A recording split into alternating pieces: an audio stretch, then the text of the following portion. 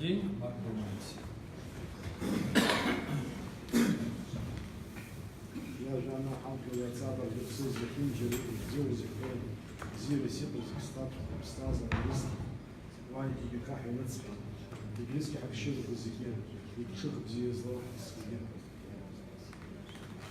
Сажайтесь. После небольшого перерыва мы с вами продолжаем изучение Священного Писания, Ветхого Завета. Какая у нас книга, Марк?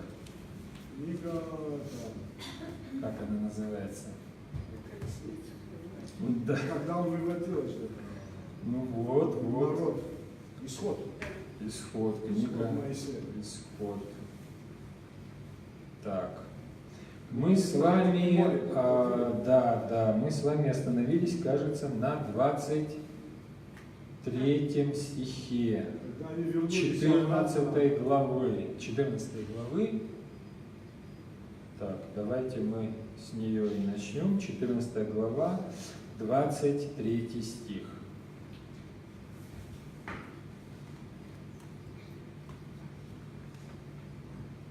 Да, пожалуйста. Тогда египтяне, все конные колесницы фараона, все его всадники погнались за сынами Израилевым на дно моря.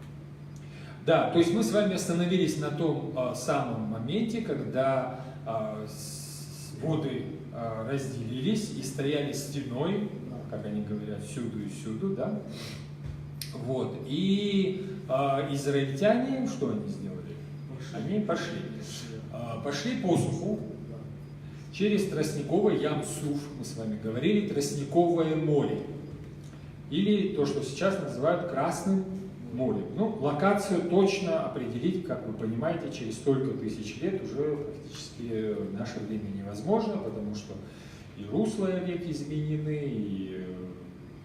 и вот эти географические, да, вот, тоже трудно сказать, где этот переход, собственно, прошел. Традиционно место показывают, но это традиционно связано с определенными монастырями, храмами, да.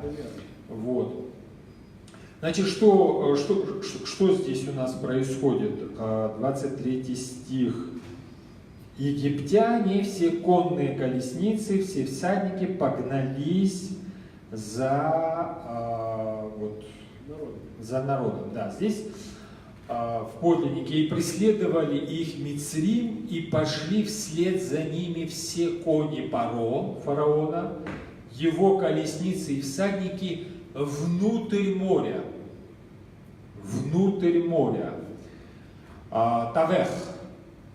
Тавех – середина, внутренность, ну если наречие, то посередине, между. То есть мы себе представляем, как это произошло. Все войско устремилось вслед, в погоне за израильтянами.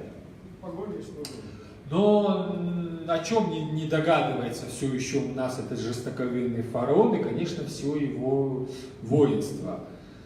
То, что открыто для израильтян, то, что открыто для избранного народа, то, что открыто в таком личном контакте между Господом и народом, которому Господь выходит и благоволит, это не значит, что точно так же там, где хочет Бог, упраздняется естества чин, то есть воды раздвиглись, да, это не значит, что это желание Всевышнего, что это благо Всевышнего распространяется и на кого?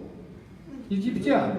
Да, это вовсе не означает, что если у кого-то что-то, это, знаете, очень часто происходит у нас, вот, когда сидят там к врачу в очереди или еще куда-то, вот, часто задают вопрос, а что тебе помогло? Вот, и начинают делиться различными рецептами, вот, какими-то там свойствами, врачами даже делятся, советуют друг другу. Вот. Но это не значит, что врач он подбирает индивидуально каждому человеку, правда же? Для лечения каждого человека. То есть не может там какой-то один общий рецепт быть для всех. Вот. Но мы любим друг с другом делиться. Ну тебе помогло, значит и мне тоже поможет в какой-то момент. Вот так мы, собственно говоря, распределяем. Египтяне по такому же принципу. Ну что ж, раз израильтяне прошли, ну значит и мы сейчас догоним и решим все проблемы. Отнюдь. Подход очень личностный. Особенно для тех, кто своими силами. Для египтян же это все-таки явление благодати, это действие Божие. Не своей силой Моисей раздвиг воды, ну человеку это не подвластно раздвигнуть воды моря. Ну соответственно ты что, ты как, ты зачем вот туда вклиниваешься, это же действие Божие. Нет, они на своих колесницах, надеясь на вот это достижение технического прогресса, надеясь на него, пытаются все-таки решить ту задачу, которую перед собой... Какая задача? Вернуть рабов. Все, что было, уже забыто. Все эти 10 казней, все уже забыто. Все. Сейчас преследуемы, обуреваемы только одной целью и одной мыслью – догнать. Догнать и наказать. Но забывают, что это все дурными последствиями. Такая самостийная, да, такая деятельность, она чревата дурными последствиями. Вот. Нарушение воли Божьей всегда в истории, ну, на примере Ветхого Завета, на примере Нового Завета, любых народов, мы можем наблюдать чревато очень дурными последствиями.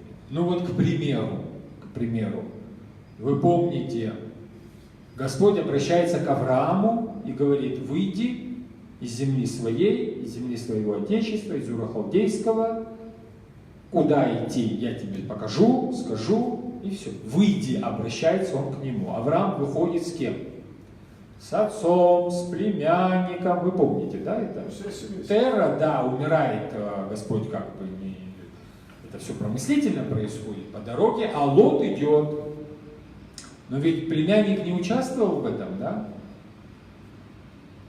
В этом избранничестве. Господь-то обращается непосредственно.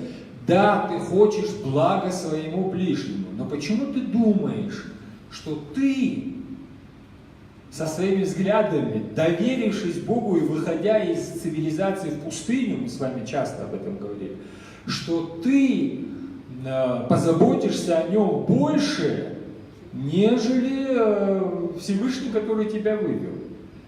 Ну какой результат? Лот из-за конфликта пастухов Авраама и Лота на плодородной, да, отделяется от своего дяди, да? Селится где? В каком городе? Ну как же, конечно, Содом, Гоморра, селится там. И что происходит? Из-за Авраама ангелы выводят праведного Лота, да? Ну а дальше что? А дальше они прячутся в пещере, семейство Лота, его дочери, решив, увидев эту катастрофу уничтожения 5 городов, решили, что погибла вся земля, и ложатся со своим отцом, дабы восстановить человеческий род. У старшей рождается Моав, у младшей Амон. Родоначальники 2 народов, моавитян и амонитян. 2 народа появляется от Лота, которого взял Авраам. Так на протяжении всей истории Израиля моавитяне и амонитяне злейшие враги, которые досаждают, нападают, не пропускают во время странствий через свою территорию. Вы понимаете? Вот об этом нужно задуматься. Когда Господь дает откровение, к нему не надо ничего примешивать от себя. Человеческой от себятины, тем более, когда оно ясное, отчетливое, конкретное. Но это легко сказать. У нас-то все по-другому, мы-то совершенно по-иному, да, вот, все это воспринимаем. Аммонитяне и моавитяне, потомки племянника Авраама, Лота, злейшие враги его детей. То есть, вот если эту частичку «бы» поставить, ну что было бы, если бы Лот остался в Уре Халдейском? Ничего бы этого не было. То есть, божественное откровение, оно не просто так, это не для какого-то творческого развития и потом дальнейших фантазий. Оно всегда конкретно, и оно все, это же Творец дает. Но, соответственно, оно все предусматривает. Не надо думать, что мы за Бога что-то доделаем. Господь не требует человеческого беспокойства и не может этого требовать. Он Создатель, Он Абсолют, Он благ, Бог есть любовь, мы с вами знаем. Ну неужели Господь выходит на контакт с человеком, печется о каждом человеке, чтобы постоянно его потрунивать, заводить, беспокоить и так далее, и так далее. Нет. Господь говорит о своих отношениях с людьми. Вы войдете в мой покой. Покой. Покой не означает неделание. Покой означает отсутствие беспокойства, нервозности. Вот это постоянно думать о завтрашнем дне. И посмотрите, здесь то же самое. Мы с вами наблюдаем, израильтяне как выходят из этого Мицраима, из плена египетского. Они что, создали там партии, движения, участвуют в интригах? Ничего, мы же с вами это подчеркиваем. Ничего не делают. Я Господь, говорит Господь, и вы выйдете. Потому что я Господь. Не благодаря своим заслугам, деньгам, связям, интригам, достоинствам или недостаткам. Нет. Потому что я Господь. Вот мы же говорили с вами, это мета-история. Здесь то же самое.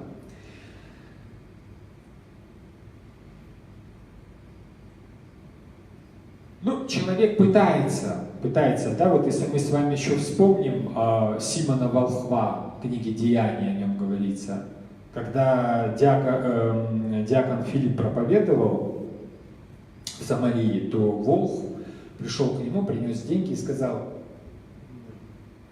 «Мне тоже». Он видел чудеса, которые, мне тоже, да, вот, рукоположи, то есть покрести, чтобы Дух Святой сошел, вот тебе как бы. Все как у нас, друзья мои. Все как у нас, ничего не изменилось, да. Вот там Петр и Иоанн пришли, и он принес, вот, чтобы возложили они на него руки, вот, и Святой Дух, чтобы на него зашел.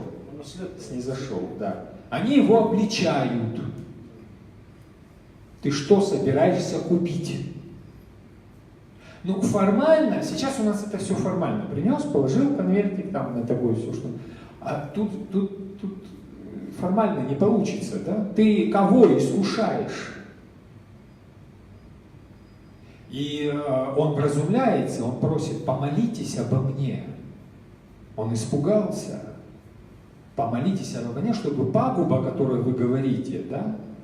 Вы же помните Сафира и Анания, которые хотели обмануть Святого Духа? Что с ними случилось? Да, муж и жена оба умерли. Вот, и он просит. То есть он раскаялся над этим. 24 стих. На рассвете взглянул Господь на египетское войско из столпа огненного и облачного, в ужасе смятению привел их. Да, то есть вы помните, столб огненный был днем, столб облачный был ночью, да? То есть наоборот, огненный ночью, чтобы они видели присутствие Божие в своем стане, и облачный днем, который их вел. Вот здесь что происходит? Очень рано утром, и было в предутренней страже буквально, ну то есть сутки делились на страже, это архаичное, да, вот, когда город обходит стража, архаичное деление. И был в предутренней страже, воззрел Господь на стан Мицраима, то есть на египтян, на их лагерь, в столпе огненном и облачном, и привел в смятение преследуемых. Смятение. Почему он приводит их в смятение? Наше ближайшее восприятие, чтобы, конечно, ну, как оказать, там, и все прочее. Друзья мои, Господь есть любовь. Привести в смятение в данном случае, это значит не допустить их гибели. Чтобы они не преследовали. То есть он показывает знамениями, знаками, предупреждает: не преследуйте народ, это чревато очень нехорошими для вас последствиями. Вводит.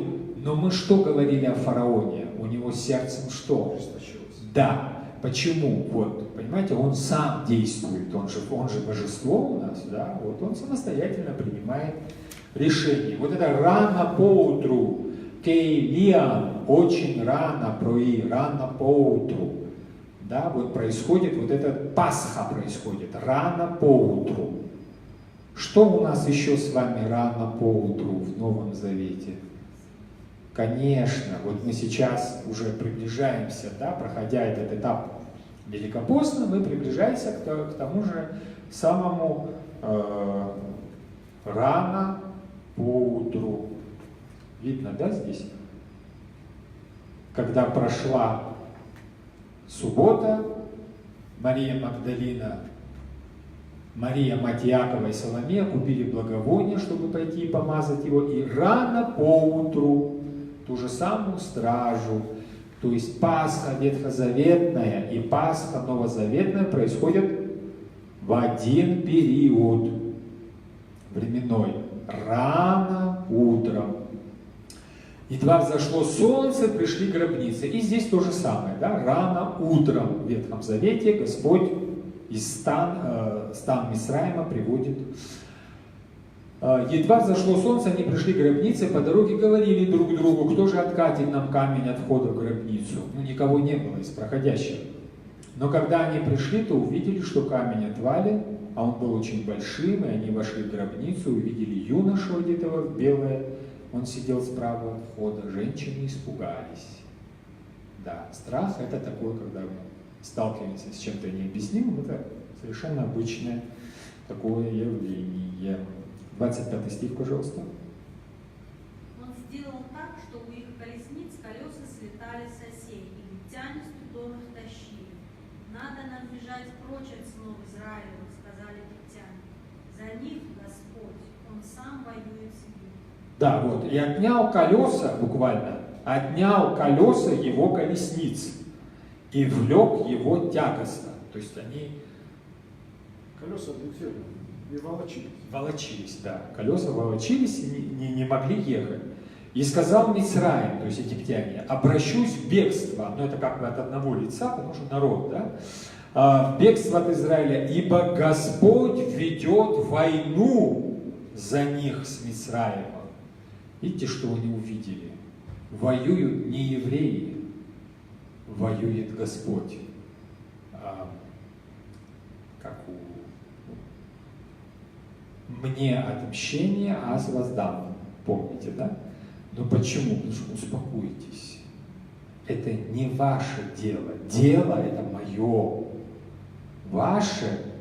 Почему? Господь же возвращает людей в Эдем.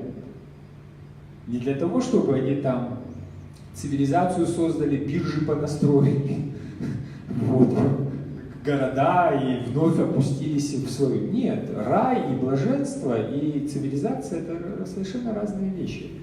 Цивилизация — это попытка восстановления рая, человеческая, безбожная. Совершенно верно, Марк. Вот. То есть,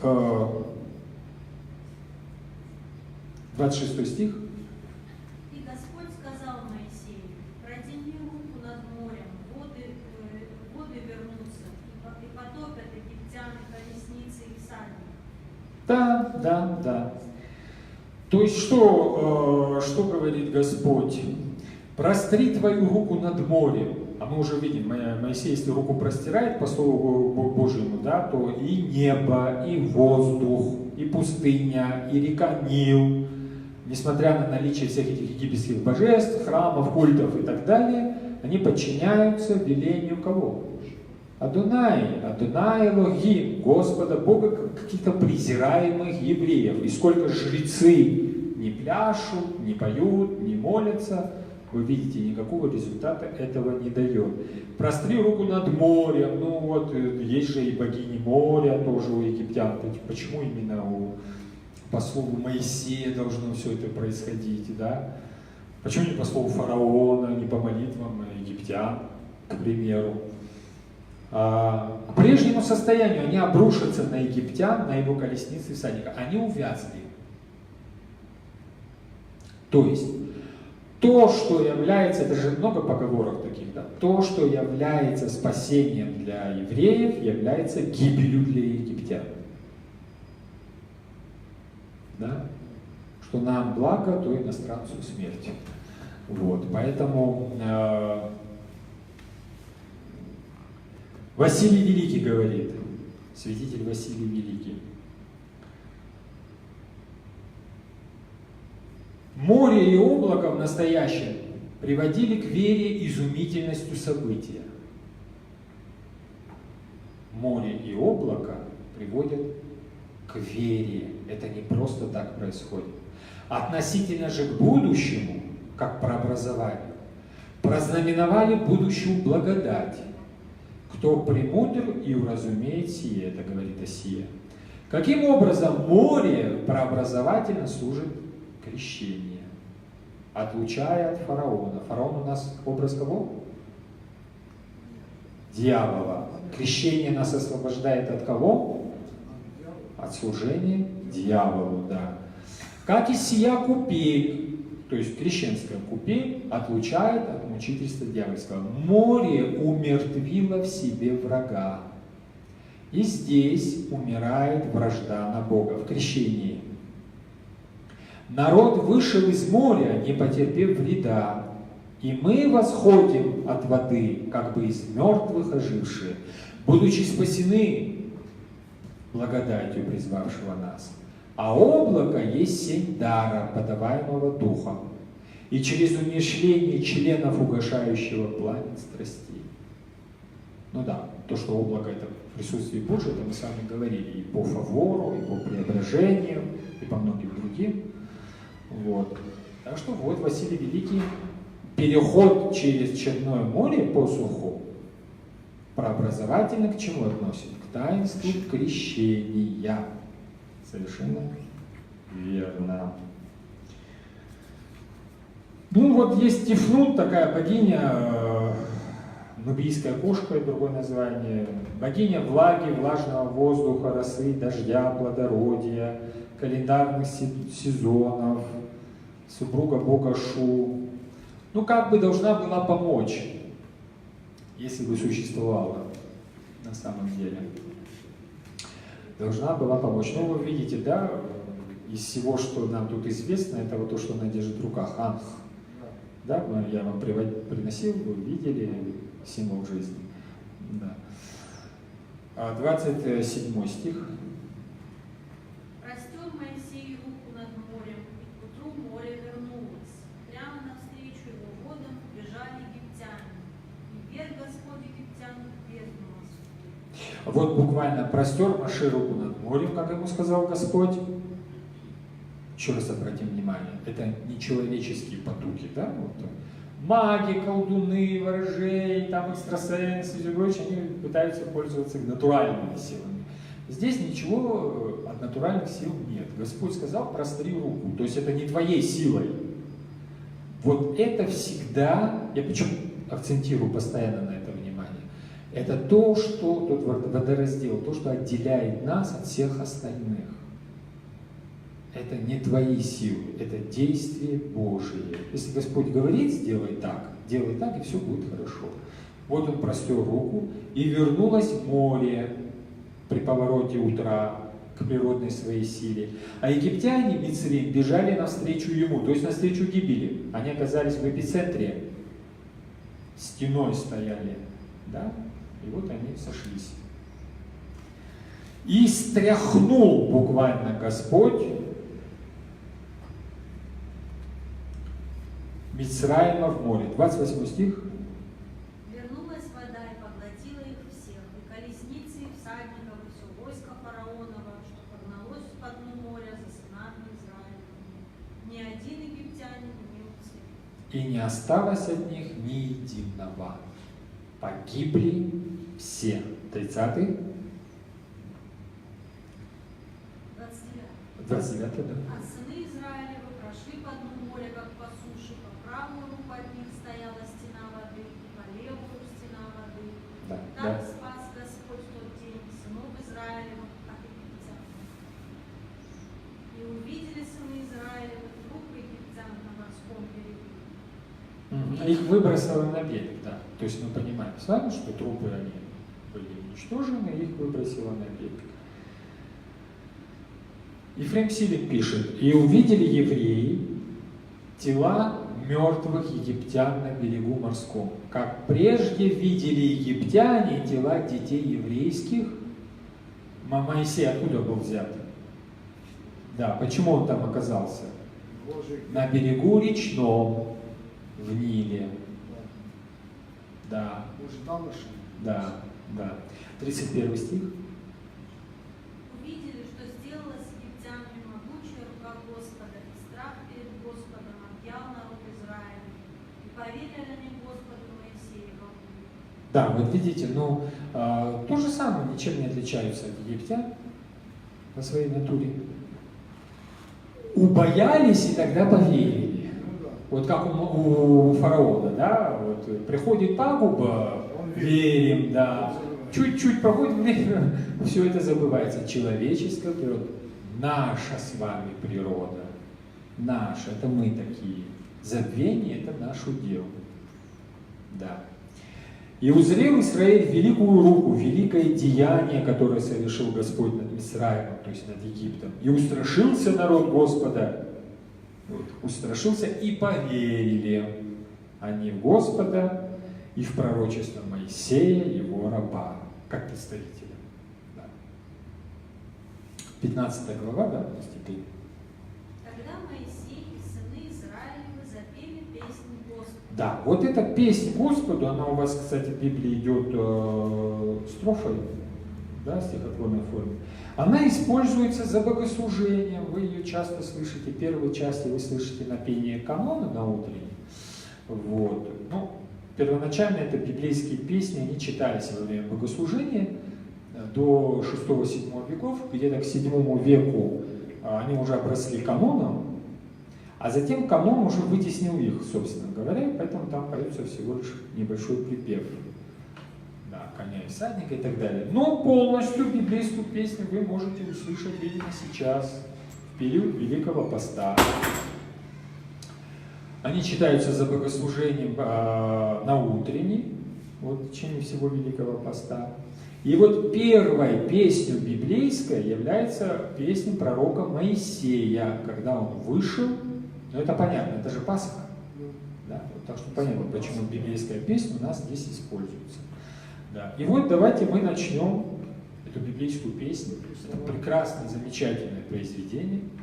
Да, вот сейчас мы его непосредственно в Библии увидим. Вы эти слова, когда услышите, вы сразу их соотнесете с тем, что слышите за богослужение.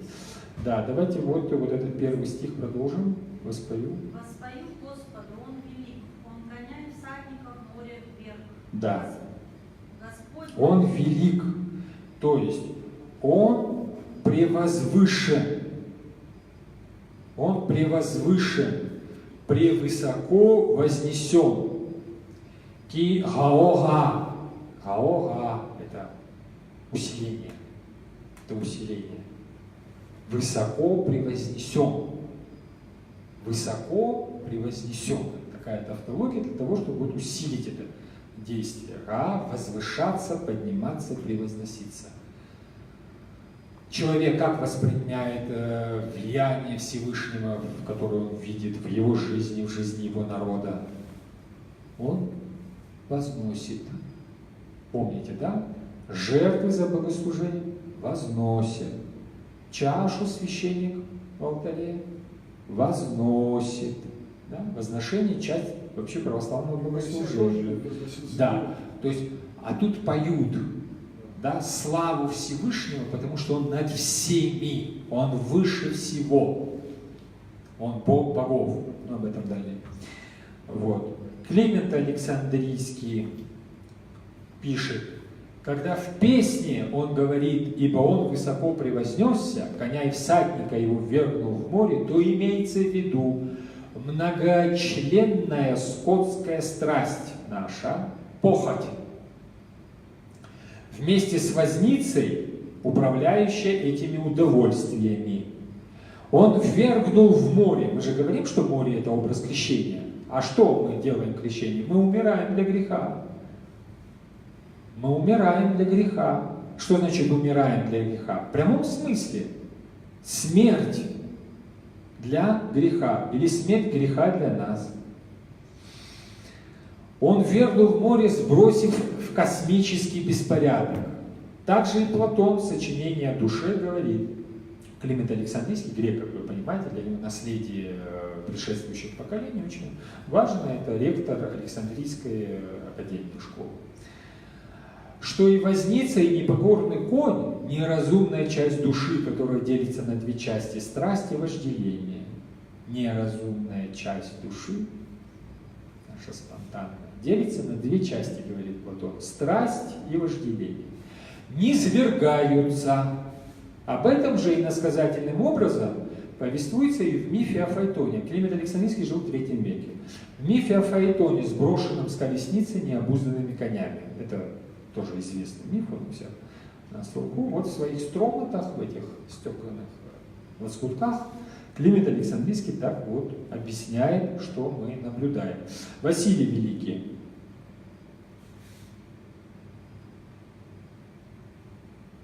Ну, это мы оставим, это уже читать. Блаженный Августин говорит, как бы мы ни страдали, нас поведет Господь, которому мы пели, ибо Он высоко превознесся.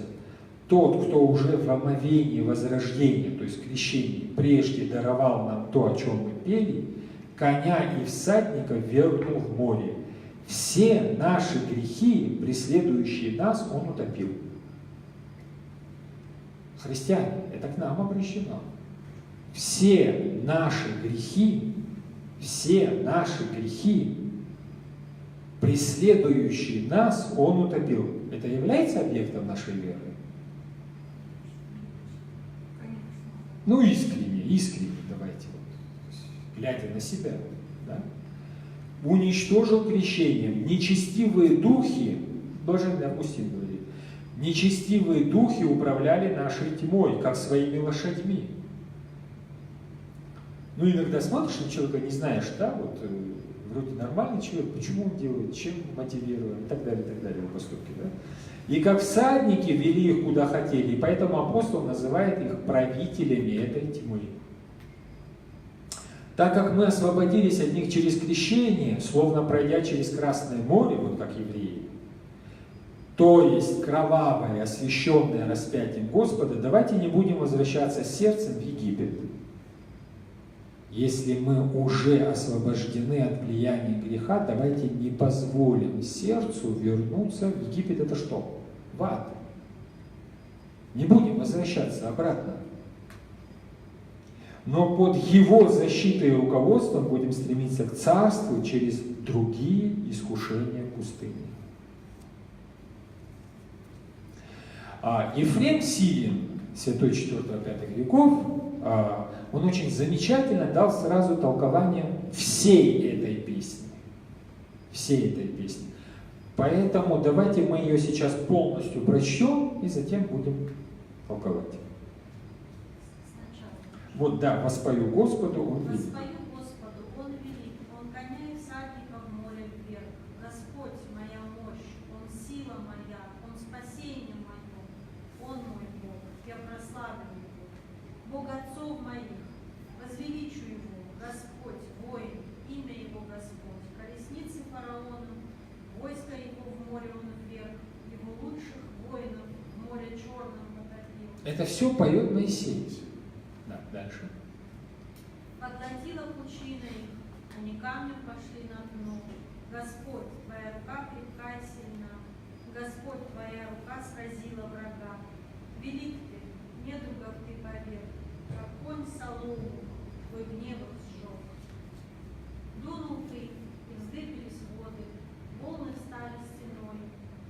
Твердью стала пучина, догоню, настигну, подумал враг.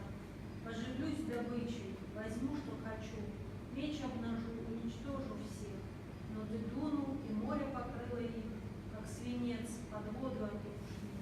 Нет подобных тебе среди богов, Господь, нет могучих, подобных тебе, свет святых. Страшный славе Творец чудес. Простер руку, земля поглотила врагов, а народ, что тобою спасен, ты повел, защищая любя, и свой святой край повел, и народ, услышав, трепещут. Дрожат жители Филистии, в ужас пришли вожди дома, страхом объяты владыки Муаба, жутко жителям Ханаана. Пусть же охватит их страх и ужас, под рукою твоей тяжкою устанут как камень, пока мимо них идет твой народ, народ, который ты сделал своим. Ты поселишь его на твоей дворе, там, Господь, ты жилище построил себе, там, владыка, святилище ты воздвиг, воцарится Господь навеки. Да, вот такая песня была воспета, но вы понимаете, только что спасены. Это же все перед глазами произошло, и погиб фараон со всем войском. Поэтому и Бне Исраэль, то есть и дети Израиля, сыны Израилевы, и Моисей поют. То есть это что значит поют? Почему? Радуются. Это их незаслуженная победа. Ничем не заслуженная победа. Вот представьте, когда просто победа, но это понятно, она всегда связана с чем? С кровопролитием, да? С потерями, с неимоверными усилиями. Ну, не в этой аудитории мне это объяснять. А вот тут нет никаких усилий и нет никаких потерь.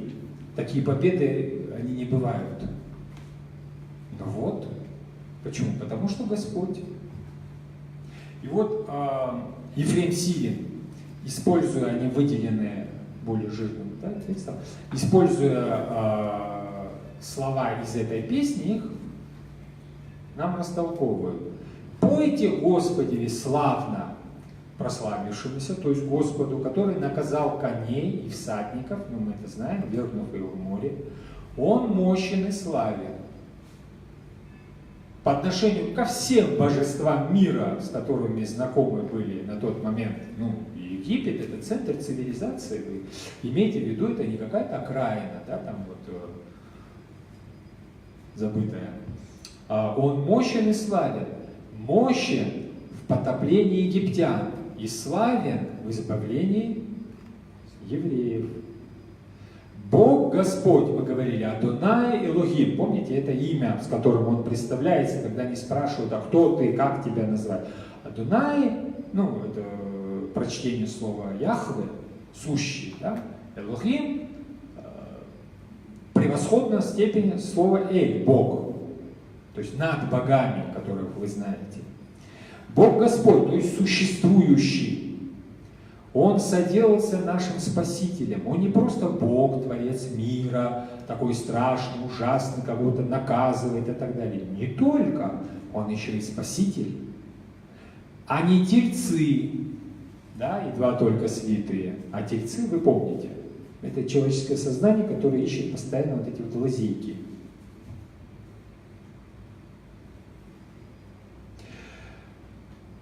Итак, сей мой Бог, прославлю Его, Бога Отца моего. Кто наш Отец? Да, то есть это Бог Авраама, Исаака, Иакова, который открывался им 400 лет назад. И вот все, что 400 лет назад было предсказано, дети Израиля теперь наблюдают воочию. И вознесу Его. Мы с вами говорили об этом глаголе. Господь исполин муж брани, потому что Он сражался за нас с египтянами, когда мы оставались в покое. Давайте еще раз прочтем Ефрема Сирина, чтобы это запечатлелось. Господь исполин, то есть великий, да, муж брани, потому что Он сражался за нас, то есть вместо нас с египтянами, когда мы оставались в покое. Такого рода войн не бывает. Чтобы ты оставался в покое, за тебя кто-то дрался. Бывает. Вот мы с вами это наблюдаем. Далее. Он верже в море грозные колесницы фараона и крепкую силу его, армию. Чем фараон гордился? Ну, каждая бы страна гордилась хорошей армией. И избранные исполины его, которых извел он на нас, ну, исполины это что-то такое, это какая-то армия очень солидная, спецподразделение, как бы мы сейчас сказали, погрязли в Черном море, пошли во глубину и под тяжести собственных тел погрязли, как камень. Десница твоя, Господи, прославилась крепости. Десница, правая рука, она очень часто используется, потому что это действующая часть человеческой природы. Десница, то есть действие твое, Господи, прославилось в чем? В крепости. То есть имела столько силы, чтобы сокрушить врагов твоих, египтян. Послал ты гнев твой, и поеде я, то есть их, яко стебли, ну как понятно, в Египте и в море. От духа твоего восхолмились воды, то есть от духа тобою движимого восхолмились воды, чтобы потом дух руах и ветер тоже руах. Есть игра слов, то есть подул ветер и расступились воды, подул ветер и они сошлись над египтянами. Но это же не просто так ветер дул. Ефрем Сирин указывает, как и Моисей, на источник от духа твоего. Это все происходит. Или по велениям уст твоих умудрены они,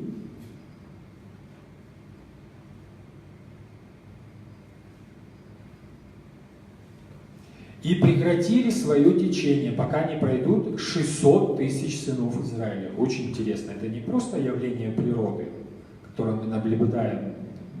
Отливы, приливы, мы же часто это все наблюдаем, да? Пока 600 тысяч человек не прошли, ничего не произошло. Огустеша пучины в сердце моря, чтобы потопить египтян. А чтобы показать, за что потоплены египтяне, написано: рече враг, постигну их, разделю корысть. То есть за что они потоплены? Они не остановились. Господь им дал знак, устрашил, но они решили гнаться и наказать избранный народ. Вот так трактует преподобный Ефрем Сирин эту песнь, которая поется сейчас Великим Постом, перед Пасхой, каждый раз обращая наше с вами внимание на действие Господа, домостроительство Всевышнего. Вот. Здесь у нас что?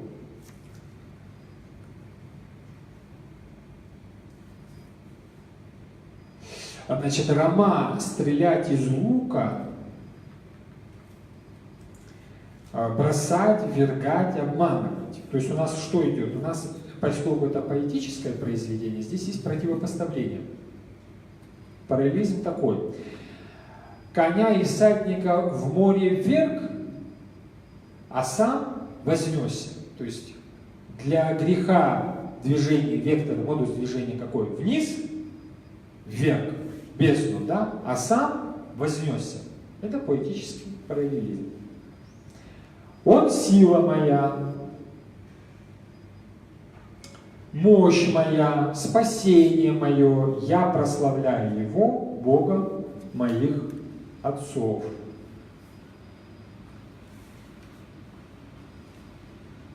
Нава это сидеть на месте, успокаиваться, чего мы не любим. Славить и прославлять. Славить и прославлять. То есть опять параллелизм. Сила и мщение Господа было мне спасением. Да? Господь мстит, а я спасаюсь. Опять параллелизм, опять противопоставление. Это мой Бог, я прославлю Его, Бога моего, и буду Его превозносить. Как превозносить? Тихо и спокойно сидя на берегу. У кого-то такая мечта, но никак не получается. А тут получается, да, но забываю. Вот. Сидя на берегу, буду прославлять Творца. Тут еще слово «рум» стоит. Быть высоким, возвышаться, подниматься, возвышать, превозносить. Вот так вот тихо, спокойно, сидя на берегу, буду этим заниматься. Господь воин, имя его Господь. Но здесь слово Мильхама стоит. Адонай Иш Мильхама Адонай Шимо. Адонай Иш, Адонай это Господь, Иш это человек, Мильхама это война, сражение, брань, битва. То есть он мужчина или крепкий воин. Какой образ дается, да? Господь крепкий воин. Дальше. Адонай на самом деле существующий, сущий, имя его. Что хочет сказать Моисей, как пророк? Господь крепок в спасении, и Он реально существует, на Него можно надеяться.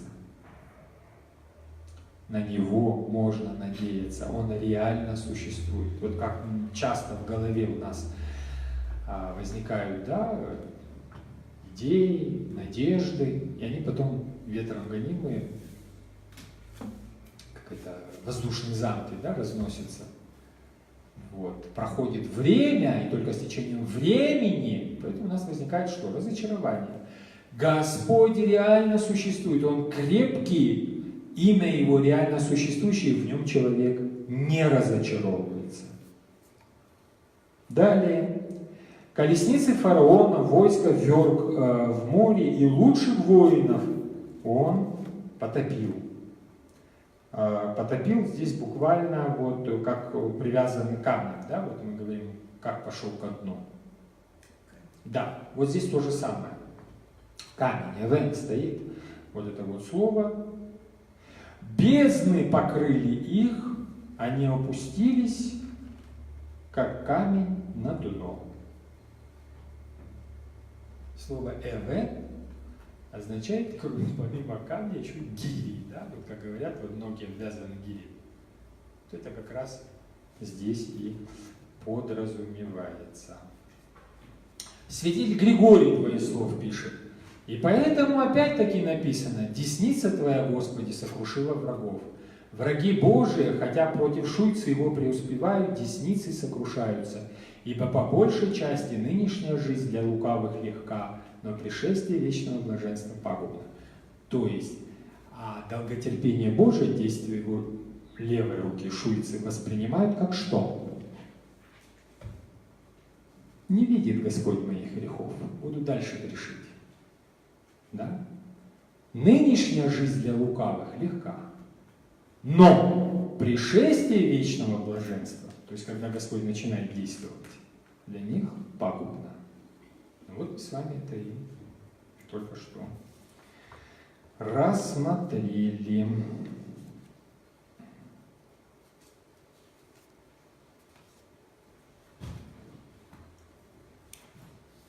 Так.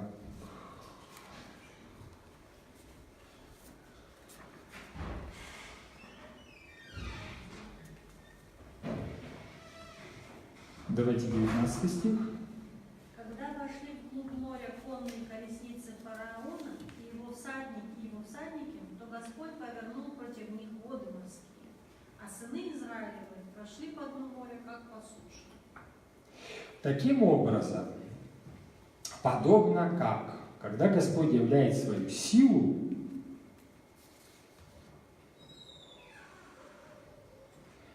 они проходят по суше, точнее по морю, как по суше. И эту же песню благодарственную уже воспевает у нас сестра Марьям. Сестра Марьям – это сестра Аарона и Моисея. Вот с этого момента, пожалуйста, до конца главы. Мирьям, пророчица, сестра Аарона, взяла бубен, и все женщины пошли за ней следом, с плясками, с бубнами. И Мирьям запела: «Пойте, Господи, Он велик, Он коня и всадника в море ввел».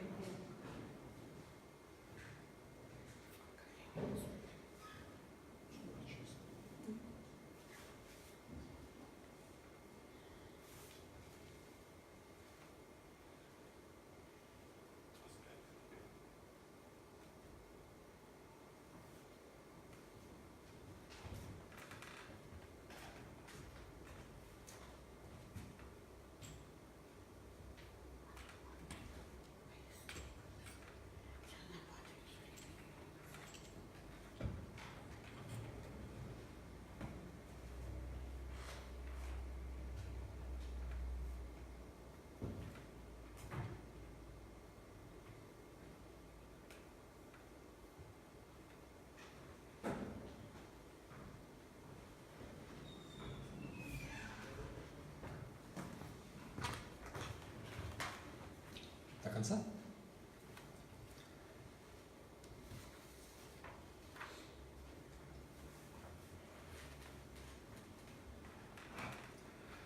Мирьям воспела, ударяя в бубен. Бубен — это тимпан. Вот он у нас. Так выглядит, архаично. Вот это человек, изображение, ударяющий в бубен. Она точно так же повторяет, прославляет действие Божие.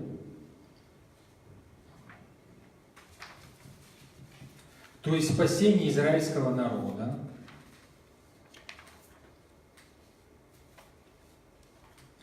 Который не просто спасается, Господь и в пути продолжает промыслительно за ним наблюдать. Сыны Израилева приходят в Илим, где 12 источников и 70 финиковых пальм. Почему у нас 12 марк? Что 12 апостолов? Имеет ли значение? Ну, в Ветхом Завете 12 кого? Это снов израильских, это колено 12 даже снов израильских. Совершенно верно. А 70? 70, это вообще Это старейшины, да. которые Моисей избирает. Да. С другой стороны, вы совершенно верно подметили, это 12 апостолов, и 70 Или апостол. это тоже апостолы. Да. Совершенно верно. То есть промыслительно даже в Ветхом Завете мы видим тех, кто питает. Для чего это источники? Чтобы напиться. И финиковые пальмы для чего? Чтобы наесться. Совершенно верно. Теперь 16 глава. Пожалуйста. Покинув Элим, община сынов Израилевых пришла в пустыню Син, что лежит между Элимом и Синаем. Это было во 2-й месяц после их ухода из Египта, в 15-й день месяца. Да. К Синаю они еще не пришли. То есть к закону, заметьте, они еще не подошли. Но благодать уже действует. Благодать действует вне зависимости от наличия предписаний. Здесь океан милости. 2 стих. Там, в пустыне, община сынов Израилевых вновь принялась роптать на Моисея и Аарона. Да, почему? «Лучше бы нам было умереть в Египте от руки Господа», — говорили сыны Израиля. «Там мы сидели вокруг костров с мясом, у нас было вдоволь хлеба, а вы привели нас в эту пустыню, чтобы уморить весь народ голодом». Еще никуда не ушли, но зов уже звучит. Какой зов? К рабству. Почему? Страшно в пустыне. Чем будем питаться? То есть ведь нужно поверить, правда же? Нужно поверить. А такая вера у них рождается только от страха.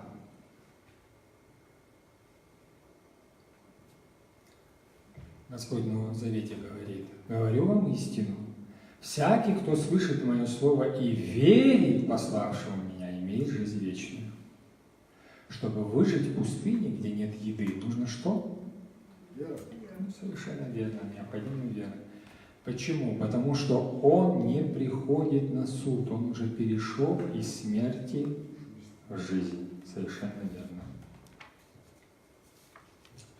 Чего хотят израильтяне? Они хотят сытого рабства.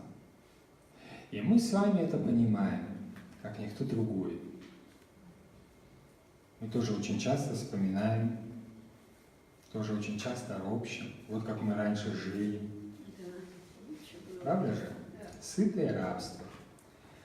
Вот что говорит блаженный Иероним Стрельдонский. Все это раскрываем мы для того, возлюбленные братья, чтобы бденным умом остерегаться, как бы исходя из Египта на протяжении 40 дней. 40 дней у нас чего? Поста. Просто.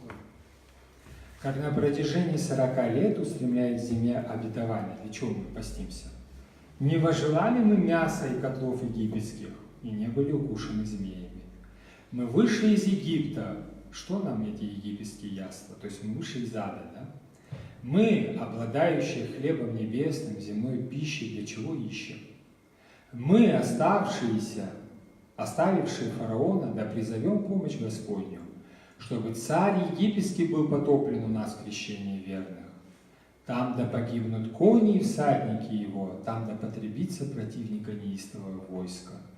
Да не возропщим на Господа, дабы не потерпеть от Господа наказание.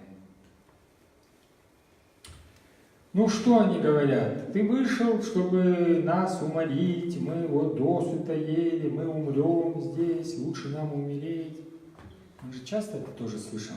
Чтоб я умер, чтоб я то, чтоб я то. Как часто мы это произносим? Даже в еще более, да, каких-то таких крепких выражениях. 4 стих. И Господь сказал Моисею: «Я пошлю вам хлеб с неба, как дождь. Каждый день люди будут выходить и собирать себе еду на день. А я испытаю их, как они соблюдают закон». Да, совершенно верно.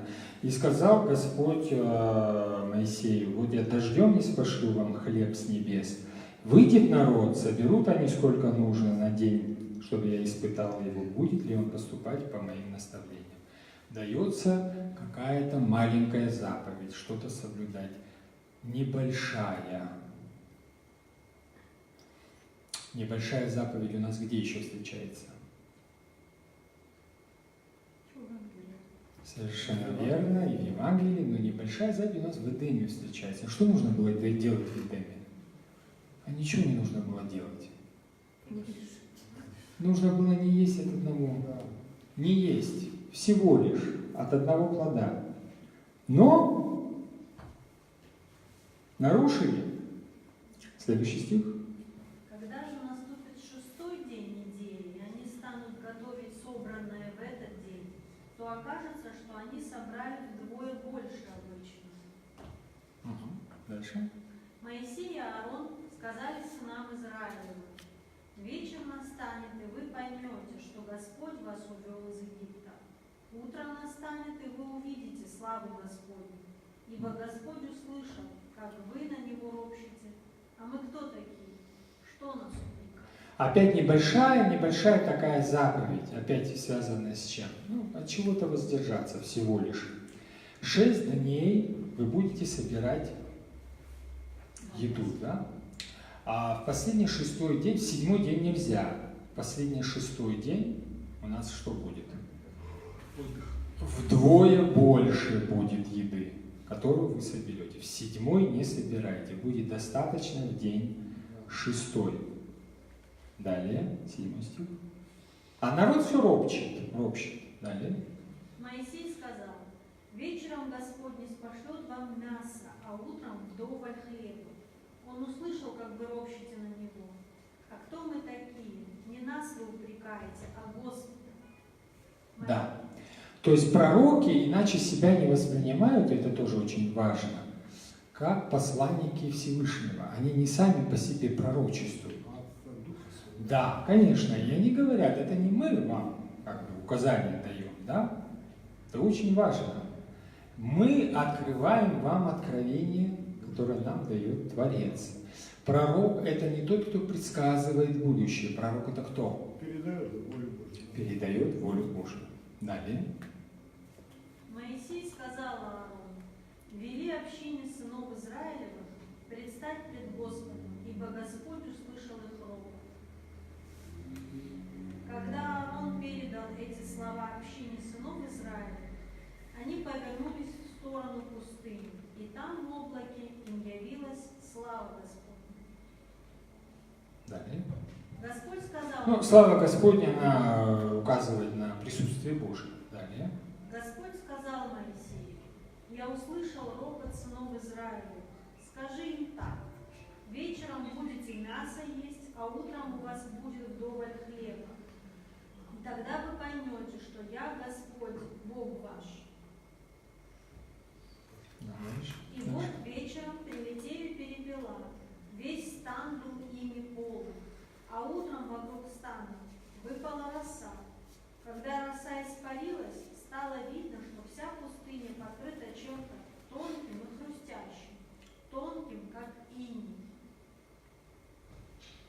Далее. Сыны Израилева увидели и, не понимая, что это такое, стали спрашивать друг друга, что это. Моисей сказал им: это хлеб, которого посылает Господь. Мгм. Вот что повелел Господь: пусть каждый соберет, сколько нужно на его семью, по одному омеру на каждого человека в шатре. Да, вот омер – это мера сыпучих тел емкостью 2 литра или 1/10 часть ефы. Ефы. Дальше. Так и сделали сыны Израилевы. Кто-то собрал больше, кто-то меньше, но когда собранное мерили омером, то оказывалось, что у тех, кто собрал больше, нет никакого излишка, а у тех, кто собрал меньше, нет недостачи. У каждого было столько, сколько нужно его семье. Так, далее. Ничего из этого на завтра не откладывайте, велел Моисей. Но его не послушали, отложили до утра часть собранного, и отложенное испортилось. В нем завелись черви. Вот как интересно. Опять нарушение Божьей воли, опять самодеятельность. Ну почему? Это же понятно. Мы в пустыне. Конечно, надо сделать запас. Ну, какая хозяйка не сделает запаса? Какой хозяин не сделает запаса? А вот все, что сделали, испортилось, в ней завезлись черви. Далее. Моисей разгневался на этих людей. Всякое утро каждый собирал столько, сколько нужно его семье. А днем все несобранное таяло на солнце. В 6-й день недели они собрали вдвое больше. Чтобы хватило на 7-й день. По 2 омера на человека. Да. Когда вожди общины пришли и сказали об этом Моисею, он ответил: Господь говорил об этом. Завтра день покоя, святая суббота Господня. В нашем случае это воскресный день. Да. Испеките, что хотите испечь, сварите, что хотите сварить, и что не съедите, то отложите на завтра. Далее. Люди, как и велел Моисей, отложили, что не съели до следующего дня. На этот раз отложенное не испортилось, червей в нем не было. Так, дальше. Моисей сказал: сегодня ешьте это, сегодня суббота Господня, и на земле вы ничего не найдете. 6 дней собираете, а на 7-й день суббота, в этот день вам ничего не найдете. Вот очень простая заповедь. Слушайтесь, очень простая. Просто 6 дней собирайте и все. Дальше. Некоторые и в 7-й день недели пошли собирать, Ну, это же человек. Далее. но ничего не нашли. Да, конечно, пошли собирать, безусловно. А вдруг? Далее. Господь сказал Моисею: до каких пор вы будете нарушать повеления и правила данные? Вот понимаете, что в Эдеме нарушили, что здесь нарушили. Маленькая заповедь, малюсенькая, ничего от нас не требующая. Но там не вкушай, здесь просто не собирай. Нет, человек проявляет свою самость. Далее. Смотрите, Господь дал вам субботу, и потому в 6-й день недели... А что такое суббота? Покой. Покой. Далее. И потому в 6-й день недели Он посылает вам пищу на 2 дня. А в 7-й день каждый должен оставаться у себя и никуда Ну это же просто, да? Просто. Далее. И в 7-й день недели народ пребывал в покое. Да. Вот теперь по поводу этой самой манны небесной. Что это за хлеб? Что это за манна? Это прообраз кого? Господи. Самого Христа, да. Мы вот читаем, Иисус сказал: «Я сам есть хлеб жизни». То есть Он прямо указывает. «Кто приходит ко мне, тот никогда не останется голодным. Кто верит мне, тот не будет испытывать жажды. Но, как я уже говорил вам, вы видели меня и все равно не верите». Как же там они? То же самое, да. То есть вера рождается от чего? От слуха. А слух рождается от Христа. Народ Израиля называет эту пищу манной, мангу. Да, что это? Она белая, как кориандрово семя. А на вкус, запомните, пожалуйста, белое, говорит книга Исход. Кориандровое семя, кориандр, что такое, вы знаете, да? Я не знаю. И медовое печенье. Кориандр, вот такие семечки имеет, это вот кинза. Кинза, которую мы используем. А вот книга чисел о чем говорит. Чужеземцы, которые были среди них, им овладела прихоть. Израильтяне вновь принялись плакать. Поесть бы нам мясо. Мы помним рыбу, которую ели в Египте. Опять вот это вот весь идет, да? А манна была книга чисел. Это другая книга, да? Это чуть позже событие. Что описывает? Манна, после того, как они ропщут, была похожа на кориандровое семя. Вот давайте мы еще раз посмотрим. Была белой. Видите, да, книга Исход? Была белой, как кориандровое семя, и на вкус медовая. Теперь книга чисел. После того, как они ропщут. Поесть бы нам мясо, мы помним рыбу. Манна была похожа на кориандровое семя. Цвета же уже не белого, а светло-желтого. Народ ходил, собирал и так далее, делали пешку. По вкусу она была как испеченная с оливковым маслом. Вот вы печете пресную. Произошли изменения. Человеческий ропот привел к изменениям. Каким? Господь верен себе. Манна не перестала появляться. А что произошло? Изменился внешний вид и вкус. О чем это говорит? Это влияние чего? Человеческого ропота.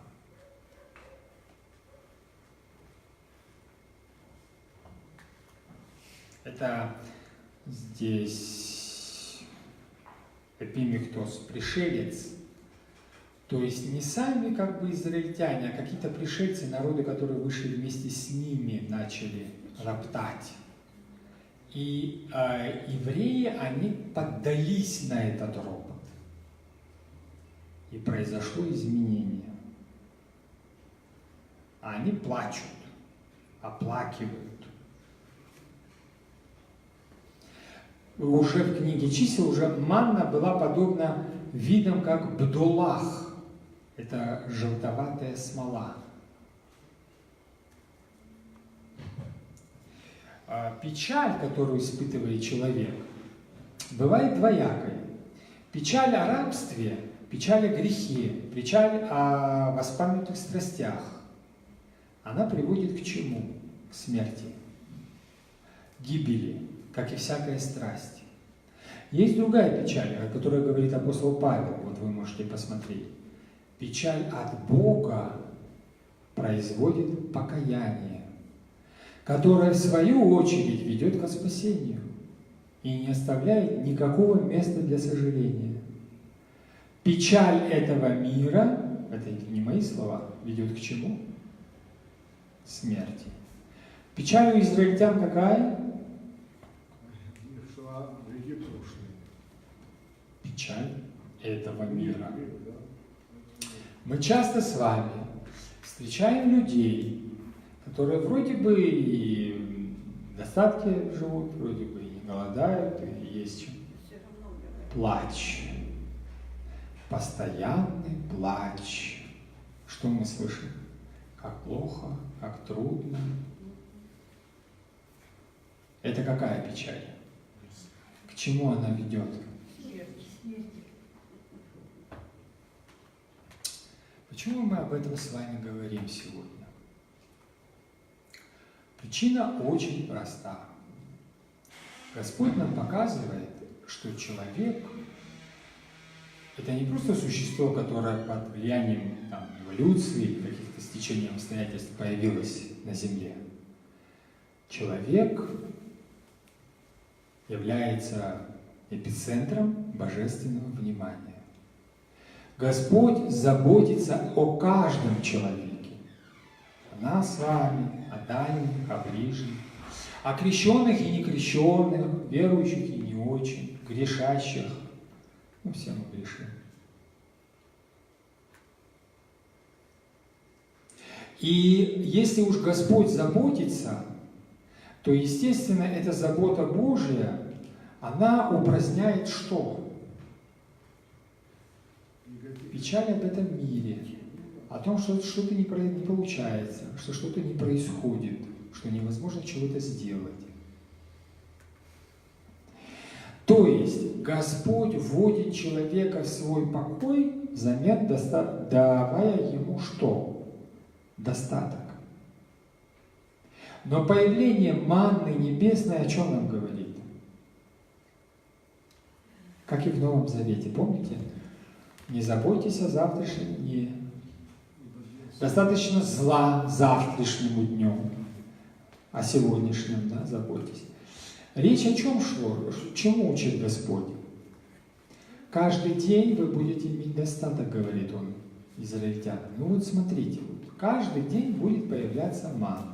Перепелов хотели, перепела прилетели. Мясо хотите, пожалуйста. Манна, пожалуйста. Чего вам еще нужно? Вдруг решили, спасибо, вдруг решили, что сделать? Пособирать больше. Что произошло?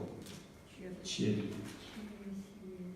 Зачем сверх, если сам Господь заботится?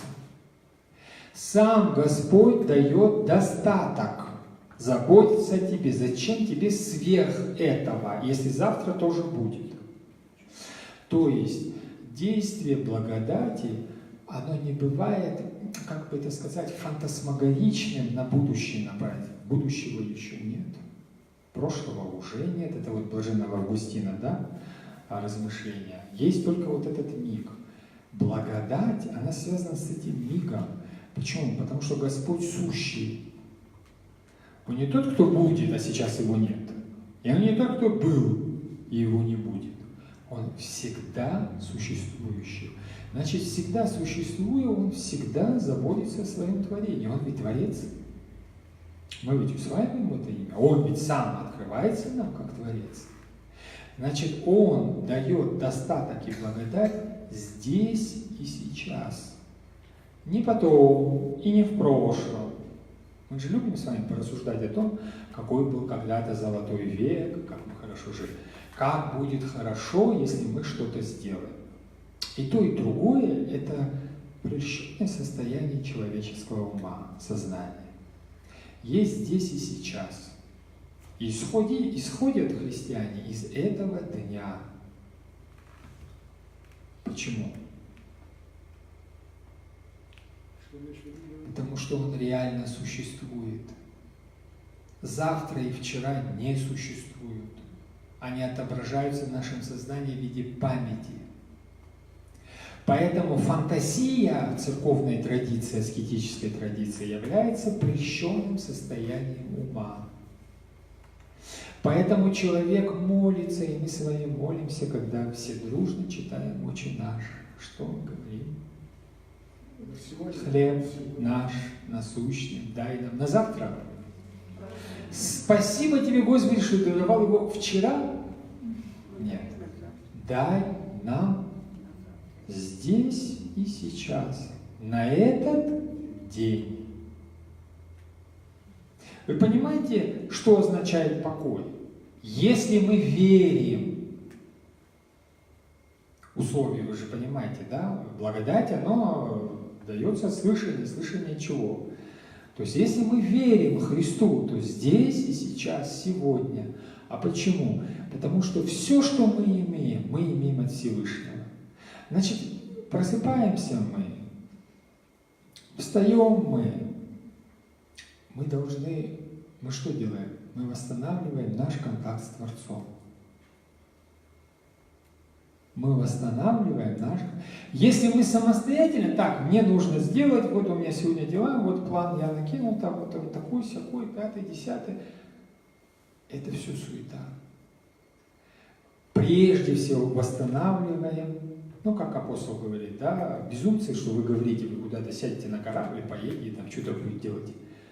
Прежде скажите, если будет угодно Богу, то да, мы сделаем то-то, то-то, то-то. То есть, что мы пытаемся сделать? Мы, как и в Эдеме, пытаемся отказаться от Творца и действовать самостоятельно. Это та самая самость, о которой мы постоянно, и вот уже не один год, да, с вами, изучая Священное Писание, рассматриваем.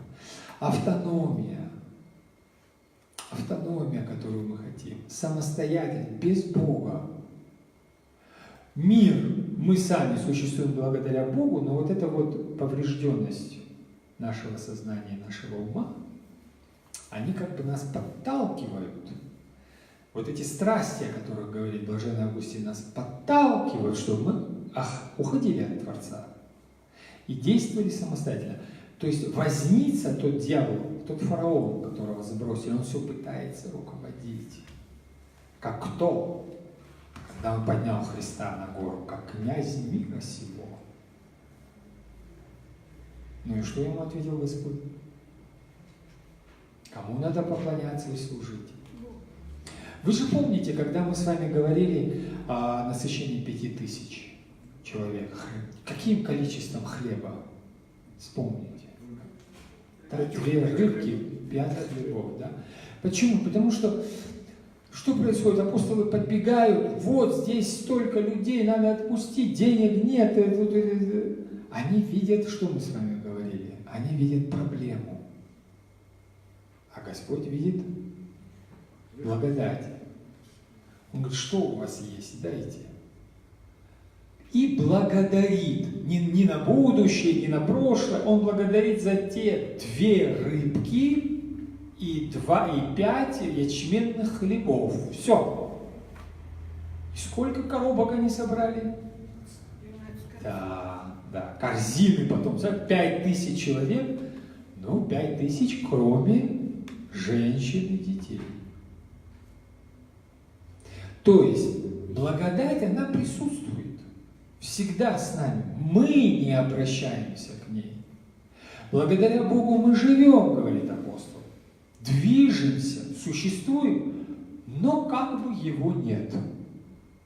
Им живем, но не хотим на него обращать внимание. А на что мы обращаем внимание? На проблемы и на суету. Так какого результата мы хотим получить? То же самое было и у них. Они роптали, у них изменилась вот эта вот манна. Она дается, Господь верен себе, она не манна небесная или благодать не зависит от того, как мы к Богу относимся. Он у нас жизнь не отберет, Он благ. Он хочет, чтобы все мы спаслись, пришли в разум истины.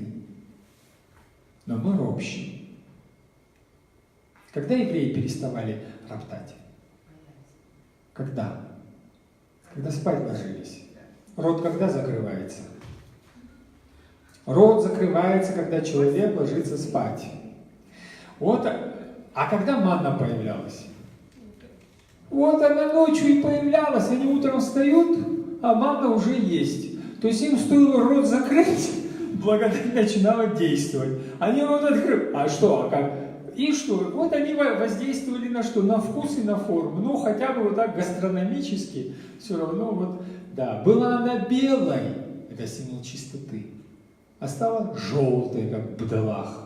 Была она медовой, как лепешка медовая, ну, печенье, мы бы сказали, а стала как жареная на плите, они же, вы понимаете, как они жарили, да, на елее. Особо вкусовые там, да, пристрастия не удовлетворишь на лепешке с елеем. То есть вы понимаете, да, вот человек и Бог. Человек делает все, чтобы проблему создать. Между тем Бог всегда проблему разрешает и решает ее. Но человек не пользуется этим решением. Они ропщут, она окисляется, скажем так, портится, да. Они собирают впрок, она у нас что делает? Червями покрывается, да, ну и так далее, и так далее, и так далее, и так далее. Они замолкают, она появляется. Понимаете? Вот посмотрите, это же вот по святым, вот царь Давид, да? Друзья мои, мы все перед большими проблемами, как царь Давид перед Голиафом. Вот филистимлянин такой, 3-метровый, идет на тебя с копьем, да? Что ты маленький, что ты будешь делать? Давид вышел. Они ему, свои солдаты говорят, ты что, куда ты? Ты хоть знаешь, куда ты идешь, кому-то, это же война, ты вообще-то, он даже не призван, да, в эту войну. Нет, говорит, я и все, и пошел. Почему он пошел? Потому что он был таким сильным, он был таким мощным, а вы посмотрите, что он говорит. Тот идет и ругается. Что вы меня, ребенка на меня, это самое, чуть-чуть с камнем на меня идешь, да? Помните, он прощой. Ты что, я говорю, тебе собака, что ли, что ты меня с прощой на меня вышел? Посмотрите, что говорит царь Давид. Ты идешь против меня с мечом и копьем и щитом, а я иду против тебя во имя Господа Саваофа, Цебаот, воинств, Бога воинств Израилевых, которых ты поносишь.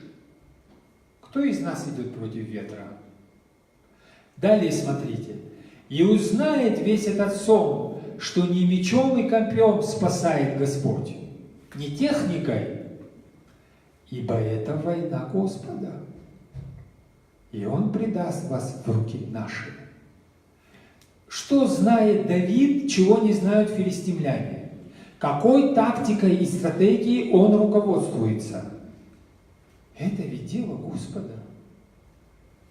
Что я пойду и убью этого Голиафа, который был 3 метров, да, высоты? Нет.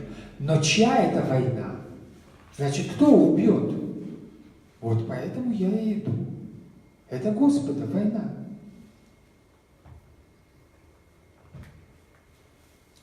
Понимаете, когда мы видим проблему, мы видим только проблему.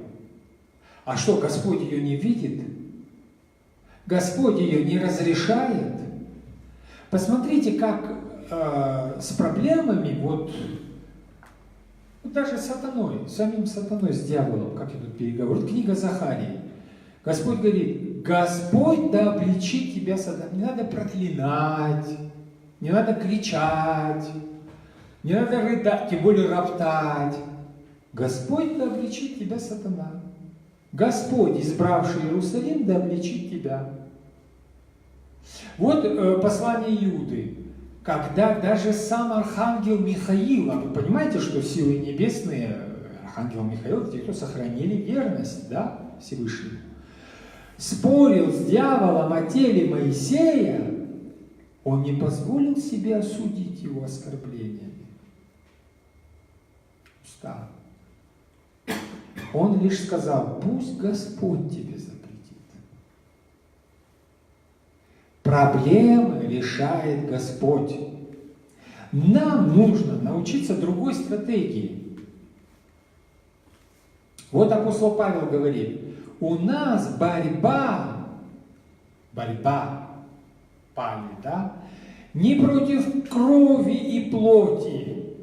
У нас борьба против плоти и крови, да, и забудемся мы о том же самом. Но у нас борьба, у христиан, говорит, не против плоти и крови, а с началами, архас, с властями, эксудиас, да, кого? Космократорас, мироправители тьмы. Это же не люди.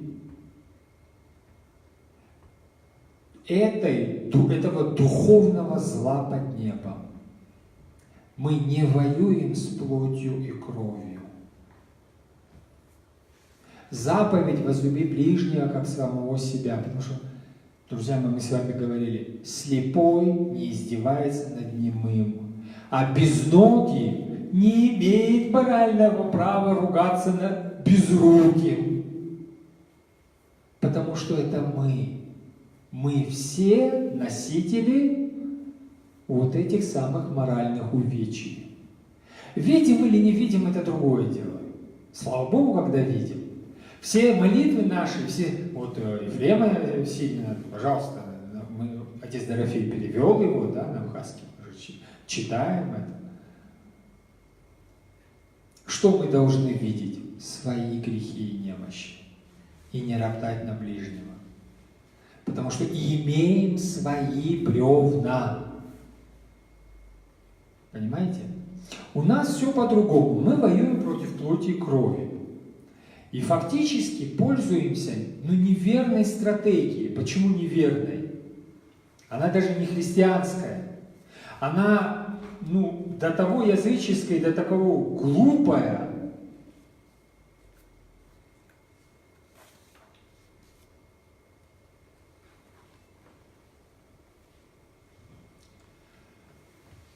Война против мироправителей и духов злого поднебесной – это война Творца. Это война Творца, это не наша с вами битва. А победил ли Творец в ней? Друзья мои, уже победил. Мы с вами говорили о кресте. Что сказал на кресте? Последние слова Господа на кресте. Совершенно верно. Все. Выдохнул. Все.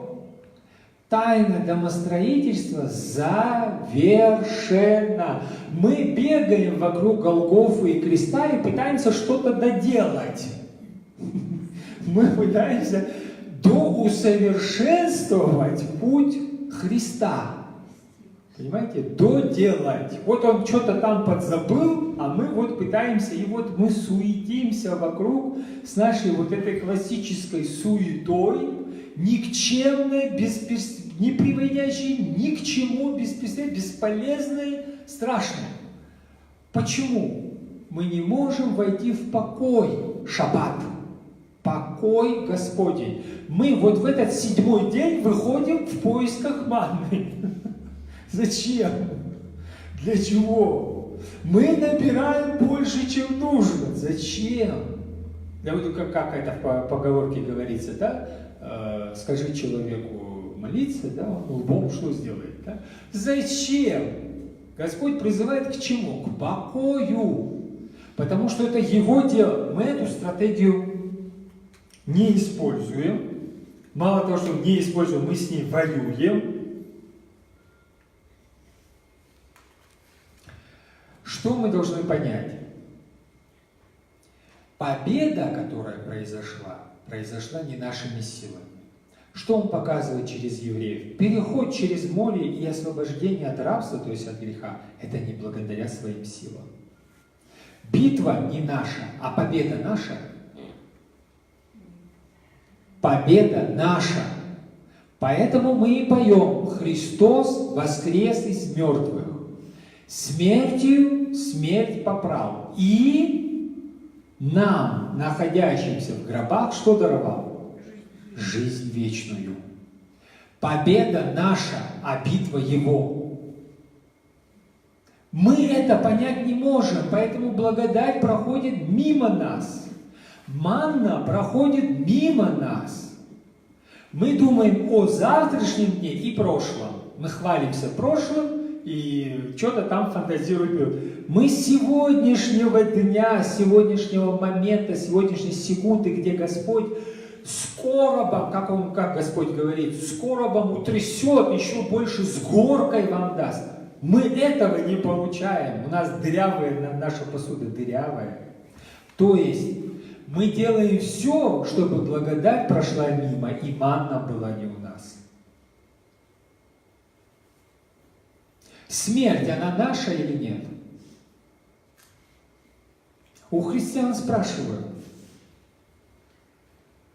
Смертью смерть поправил. Наша смерть? Нет. А вечная жизнь? Чего же вы боитесь-то? Ведь именно этим христиане отличаются от всего остального мира. Это называет нас солью мира, светом мира, о котором говорит Господь. Какой может быть страх перед смертью, если смерть уже не принадлежит нам? А дальше пойдем. Болезнь наша? Тоже не наша. И она нам дана... Болезнь наша или нет? Мы с вами Иова проходили. Кто болезнь насылал? Ну, я говорю, он прислал. Товарищ. Вот. Так, болезнь наша или Не нет? наша, нет. Но он прислал ее нам. Так, нет, то, что присылается, это понятно, это понятно. И Господа искушали, это понятно. Реакция-то какая? Болезнь, Господь что делал в течение? Ну что, просто ходил, проповедовал? Все называют его учителем великим, подобно древним учителям. Сейчас какие-то древние учителя исцелениями людей подтверждали свою проповедь. Заратустра, Будда, кто? Я уже других не буду называть. Кто исцелениями? Он что, просто ходил и учил людей? Он исцелял каждый раз. Видя больных людей, он их исцелял. Исцеление, целостность. Это врач. Они же кричат ему. Там слепые кричат, прокаженные подходят, да? Что происходит? Он притрагивается к прокаженным. Согласно Ветхому Завету, если ты притронешься к прокаженным, ты становишься нечистым. А он что делает? Он притрагивается, и тот, до кого он притрагивается, становится... очищается. Как это так? Сила благодати сильнее болезни. Кто об этом забыл? Об этом христиане забыли. Сила благодати сильнее смерти, потому что смерть изгоняется любовью. Кто об этом опять забыл? Христиане. Мы об этом забыли. Богатство, бедность. Как говорит апостол, если идет деньги, да, богатство, ну, слава Богу, не идет, сердце не прилагай.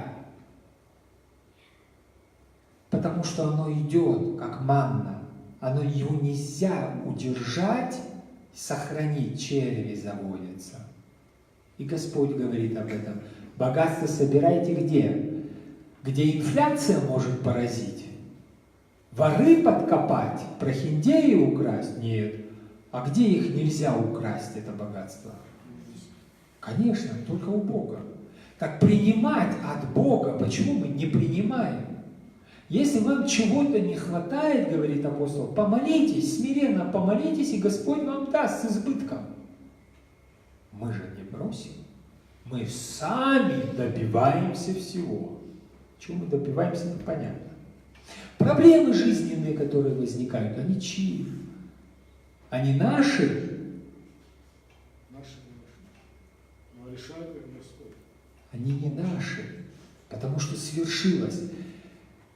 Не может быть веры без слышания, слышание без Христа. Друзья мои, вот мы повторяем вам, услышьте, услышьте и не закрывайте сердце. Потому что не для того пришел Христос, чтобы мы все болели и умирали. Он пришел для того, чтобы мы исцелялись и жили вечно. Понимаете? Не для того, чтобы мы ходили сумрачным видом и говорили только о своих проблемах.